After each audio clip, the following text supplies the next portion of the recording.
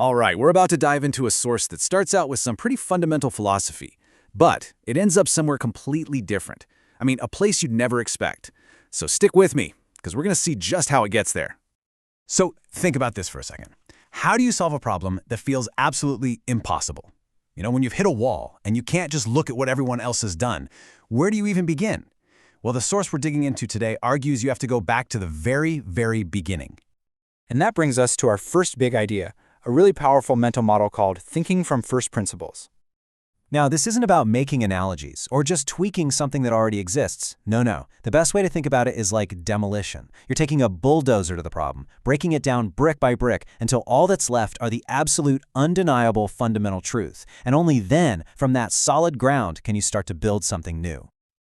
Okay, so you've broken everything down. You've got your pile of fundamental truths. Now what?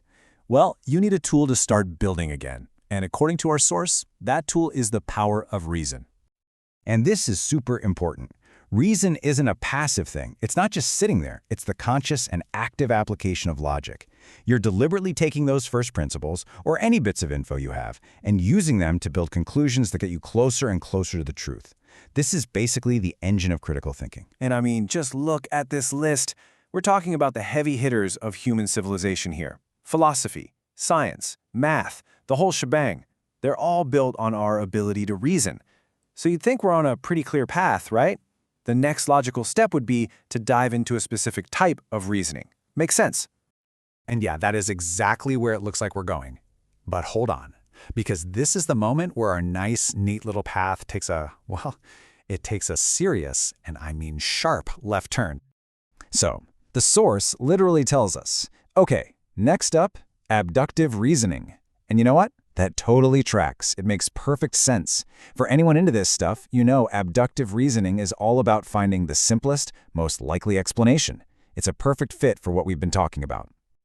So we're all leaning in, right? We're ready for the definition. We're asking, okay, what is this stuff? We expect some nice, clean, philosophical text to pop up, but yeah, that's not what happens, not even close.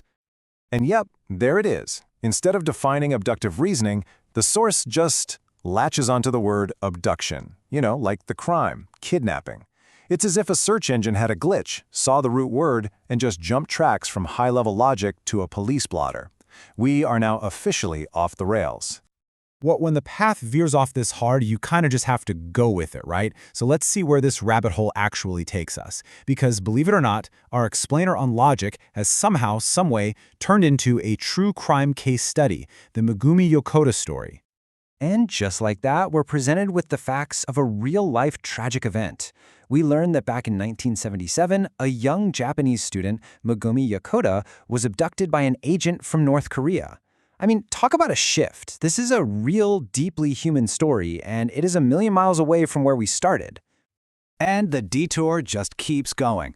Now we're getting details on the award-winning documentary film made about her story. We're talking premiere dates, the names of the journalists who made it, awards it won, the whole 9 yards. Think about that. We started with a concept Aristotle would talk about, and now we've landed at the Slam Dance Film Festival. How did that happen? Okay, let's just pause. What on earth just happened here? Was that a mistake in the source? A typo? I don't think it was. I actually think the bizarre journey we just took is the whole point. Let's unpack what this really reveals. Okay, look at this. It lays it all out perfectly. On the left, you've got the path of pure logic, the one that makes sense. First principles, to reason, to a type of logic. Clean. And then on the right, that's our path, the one we actually took. From first principles to a random keyword, straight into a true crime story. That doesn't feel like a human thought process, does it? It feels algorithmic. And right there, that's the big takeaway. The structure of the source is the message. It's a perfect metaphor for the fragmented, algorithmically connected world we all navigate now, isn't it? We click on one thing, it suggests another based on a shallow connection, and before you know it, you started out researching ancient history and you're watching videos about, anything. And that brings us all the way back to where we started. It leaves us with a really big, and I think a really vital question for all of us.